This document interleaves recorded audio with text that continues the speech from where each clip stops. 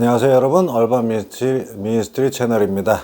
오늘은 제가 준비한 게 제가 자원봉사하는 기관들 두 기관에 대해서 약간 비교하면서 말씀을 한번 나눠볼까 합니다.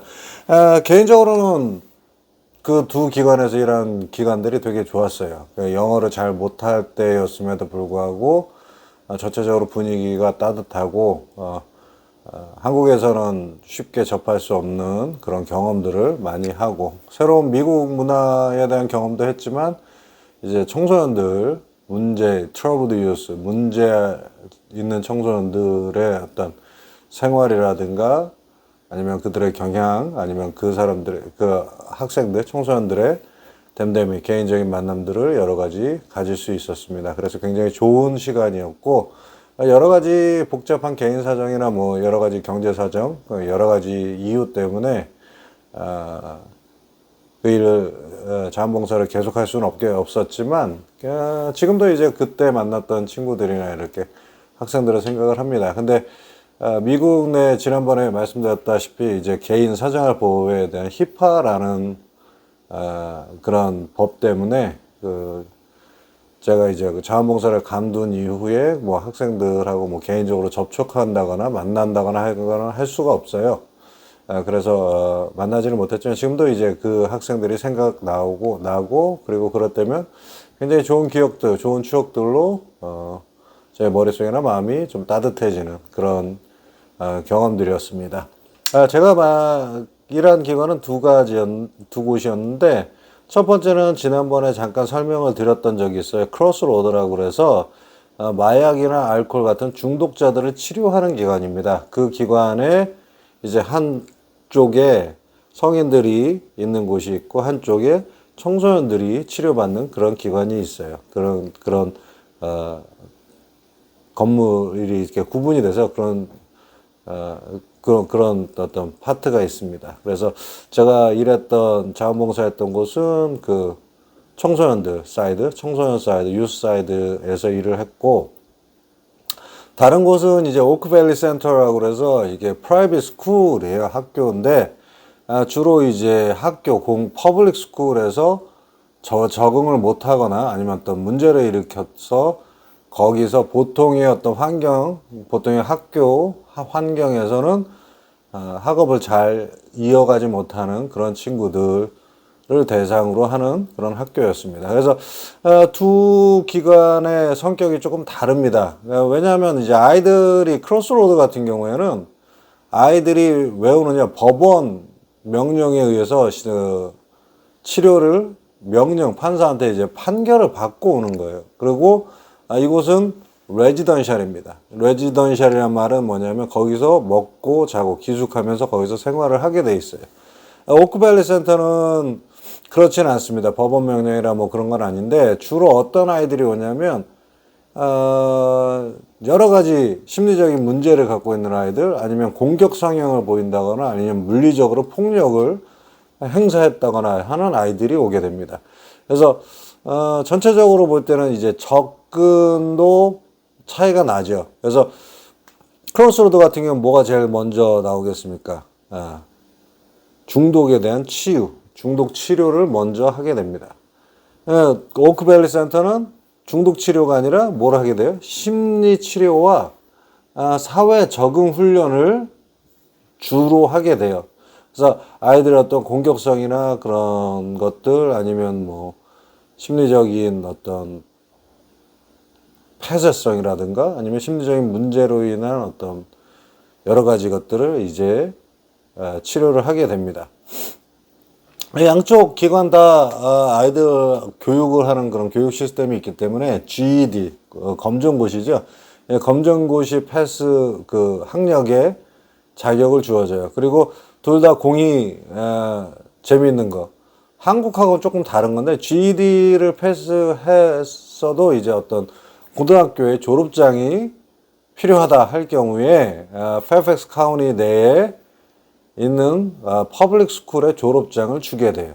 그래서 이 기관에서 졸업을 했어도 이제 고등학교 졸업장을 가질 수 있다, 이렇게 되어 있습니다. 그래서 디플로마 이 졸업장을 주는 것이 한국하고 조금 다른 것 같아요. 한국 측에서는 뭐 GED 졸업생, GED 검정고시 능력 시험 봐서 합격한 친구들하고 이제 고등학교 졸업한 졸업장하고 조금 구분돼서 이제 같이 받거나 그런 것들이 없는 것 같은데, 이쪽에서는 학생이 뭐 대학 진학이나 뭐 이런 것들을 여러 가지 이유나 그런 상황 때문에 필요로 할 경우에 제공을 해줍니다.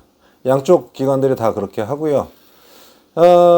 크로스로드는 이제 제가 말씀드렸다시피 뭡니까, 이게 법원 판결에 의해서 거기서 먹고 자고 생활하는 것이기 때문에 법원 판결이 뭐 1년이다 하면 1년, 아니면 10개월이다 하면 10개월, 그 판결될 때까지만 거기 있게 되는 거예요. 그리고 그 판결한 기간이 차면은 결국엔 다시 가정이나 원래의 환경으로 복귀를 하게 됩니다. 그래서 제가 지난번에 말씀드렸다시피 원 환경이나 원 가정으로 돌아갔을 경우에 중독에서 벗어나 성공적인 삶을 사는 확률이 반반 정도 된다, 이렇게 말씀을 드렸죠. 그래서 원래적인 그 법원 판결이 끝나고 나면, 그 기간이 끝나고 나면 그 복무 소년원 같은 거 복무기간하고 비슷해요. 그래서 그 기간이 끝나고 나면 다시 돌아갈 수밖에 없고, 이 학생이 미성 18세 이상의 성인이 되지 않는 한은 선택을 할 수가 없게 돼 있어요. 그래서 18세 이전까지는 청소년은 가정으로 무조건 부모 곁으로 돌려보내게 되어 있습니다. 오크밸리 센터는 제가 말씀드렸다시피 이제 기숙 생활이나 그런 게 아니에요. 그렇기 때문에 가정에서 벗어나거나 아니면 뭐 가정을 떠나거나 원래 환경을 떠나지는 않아요. 그렇지만 이제 조금 더 뭐랄까 독특한 그 학교만의 어떤 룰을 지키고 있죠. 그래서 어떤 화가 난다든가 이런 경우에서 막 그럴 때 선생님들이 굉장히 노련해요. 과목만을 가르치는 선생님뿐만 아니라 behavior, 행동을 대개는 이제 심리 상담 했던 상당 경력이 있는 선생님들이 한두 분이 더 계셔서 이 학생들을 이제 데리고 와서 이제 그 분노를 조절하고 그 시간을 갖게 만들고, 그리고 그 분노가 좀 가라앉은 이후에 이유나 어떤 상담을 진행을 하는 그런 일들이 있어요. 그런 그러니까 어떤 시스템이 있습니다. 그래서 약간씩 좀 다르고요. 그리고 그 목표도 좀 다릅니다. 그런데 공이 제가 발견한 건 이 두 군데의 학생들이 재미있는 게, 처음에 이렇게 왔을 때 공통적으로 크로스로드도 그렇고요, 오크밸리 센터도 그렇고 공통적인 어떤 아이들의 특성을 보이는데, 그 특성 중에 하나가, 첫 번째는 자아 존중감이 굉장히 낮아요. 그래서 제가 지난번에 말씀드렸다시피 크로스로드에 하는 친구들은 이제 자기 미래가 이미 결정되어 있다. 결정되어 있는데 긍정적이다, 부정적이다. 제가 지난번 말씀에서는 뭐라고 말씀드렸죠? 대부분 부정적이다. 그리고 부정적이고 자기의 한계를 스스로 긋는다는 거죠. 그래서 뭐 자기가 대학을 가고 아니면 다른 직장을 잡고 어떤 다른 환경에서 다른 생활을 할 수 있다는 것 자체를 그 상상조차를 하지 못하는, 그럴 정도로 굉장히 낮은 자아 존중감을 갖고 있고, 이쪽 오크밸리 센터에서도 학생들이 와서는 여러 가지 뭐 심리 문제가 있어요. 심리 문제고, 여러분 잘 아시는 것처럼 뭐 주의 산만, 집중력 장애, 그리고 뭐 공격적 성향, 뭐 이런 것들이 그 아이들 그런 케이스에서 나오는데, 전체적으로는 이 아이들도 자아 존중감이 굉장히 낮아요. 그리고 공통적으로 왜 자아 존중감이 낮은가 하면, 크로스로드에서의 아이들도 그렇고요, 오크밸리 센터에서의 아이들도 가정에서 어떤 의사소통이 굉장히 약합니다. 그래서 의사소통 부분이 굉장히 단절이 되어 있고, 부모랑 이야기가 단절이 되어 있고, 특별히 공격 성향을 보이는 아이들 가운데에서는 이제 뭐라 그럴까요? 가족 간의 이런 대화나 그런 관계가 없다 보니까 감정 표현이 굉장히 서툴러요. 그러니까 화가 난다거나 아니면은 기분이 언짢아졌거나 이랬을 때 이 감정을 act out 하는 것이 아니라, 폭발시키는 것이 아니라 express, 표현해내야 되는데, 그 감정 표현이 굉장히 서툴다 보니까 감정이 어떻게 되겠습니까? 감정이 그 풀리거나 표현돼서 사라지지 않고 계속 어떻게 되는 내적으로 쌓이는 거예요. 내적으로 쌓이다 보니까 어떻게 되는 그게 어느 날 갑자기 빵 터져버리면 자기도 자기 행동을 주체할 수 없을 정도로 막 순간적으로 빡 이렇게 일어나게 되는 그런 행동들을 보입니다. 근데 뭐 크로스로드 쪽 아이들은 뭐 중독 성향, 중독과 관련된 거니까 뭐 그렇게 감정 표출이나 그런 문제가 없을 거다 하는데 사실은요 그 중독의 문제도 그렇고 대체적으로 이제 또래 집단들이 같이 움직이거든요. 그러니까 마약이나 아니면 그런 것들 자체가 또래 집단들이 같이 움직이기 때문에 그 또래 집단 내에서의 어떤 감정 표현, 표출이 제대로 안 되고 그 표현하고 표출하는 방법이 뭐 반항적인 행동일 수도 있지만 부모에 대한 어떤 적개심도 있고 그렇지만 그 중에 하나가 뭐다? 마약이나 알코올 같은 그런 물질에 의존하게 되는 그게 속에 쌓여 있는 감정을 제대로 풀어내지 못하기 때문에 어떤 그 뭔가 방법은 찾아야 되는 계속 쌓여서 썩어갈 수는 없으니까 그것을 찾는 그 방법 중에 하나가 어떤 알코올이나 그런 물질 의존이었던 경우가 참 많습니다. 예, 그래서 크로스로드 오크밸리 양쪽, 오크밸리 센터 양쪽의 두 기관들에 대해서 잠깐 간략하게 비교해서 한번 생각을 해봤고요. 특징적으로는 이제 둘 다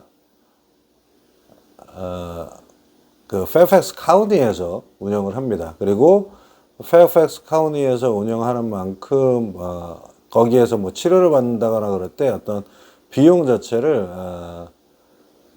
그 부모들이나 가정의 1년 벌이 그러니까 세금 보고한 것을 기반으로 다르게 책정을 합니다. 그래서 세금 보고를 많이 한 쪽은 조금 더 많이 내고 그렇지 않은 데는 뭐 정부에서 보조를 받아서 거의 무료이다시피 해서 하게 되고 그런데 양쪽 다 특징들이 있고 만날 수 있는 아이들의 어떤 부류가 좀 다른 형태여서 저한테는 굉장히 좋은 그런 경험이었습니다. 그리고 이 주변에 페어팩스, 이 버지니아 페어팩스 주변에 사시는 분들, 이 카운티 주변에 안에 사시는 분들은 어떤 문제나 이런 것들이 있을 때 좀 알아두시고 그 카운티 오피스에 가면요, 이런 정보들이 있어요. 그래서 이런 정보들을 전해주고, 그리고 이 전체적인 어떤 프로그램을 관리하는 분들이 카운티의 직원으로 상주해 계십니다. 그래서 그분들을 만나시면 어떤 필요한 도움들을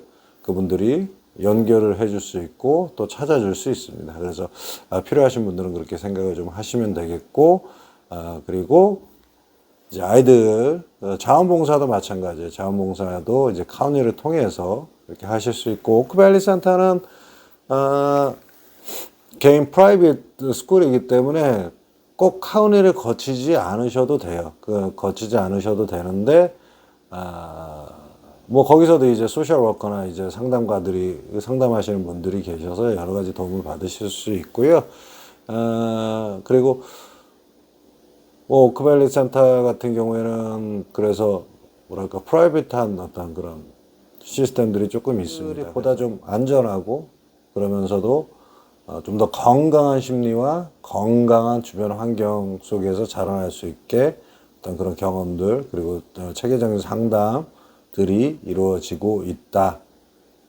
이렇게 말씀드릴 수 있겠습니다. 그래서 이런 시스템 형태도 지금 제가 뭐 한국에서 떠나온 지는 오래됐는데 한국도 이런 형태의 어떤 시스템이 필요하다고 생각을 합니다. 아직까지 없다고 한다면 이런 시스템이 필요하고 또 구축이 돼야 된다고 생각을 하고 미국 내에서도 참 안타까운 일이지만은 그렇게 많지가 않아요, 숫자가. 그래서 숫자가 많지가 않기 때문에 특별히 청소년들을 전담으로 청소년들을 위한 그런 프로그램들, 특히 트러블 유스, 문제 아들을 상대로 하는 상담이나 어떤 그 아이들의 환경이라는 것들을 바꿔주는 그런 프로그램들은 생각보다 많지가 않습니다. 그래서 아직까지는 조금 더 많은 이런 프로그램들이 더 많이 활성화되고 그리고 또 보편적으로 보급하는 그런 노력들이 필요하다고 생각을 합니다. 예. 이상으로 오늘 얼반 미니스터의 채널 방송을 마치겠습니다. 지금까지 시청해 주셔서 감사합니다.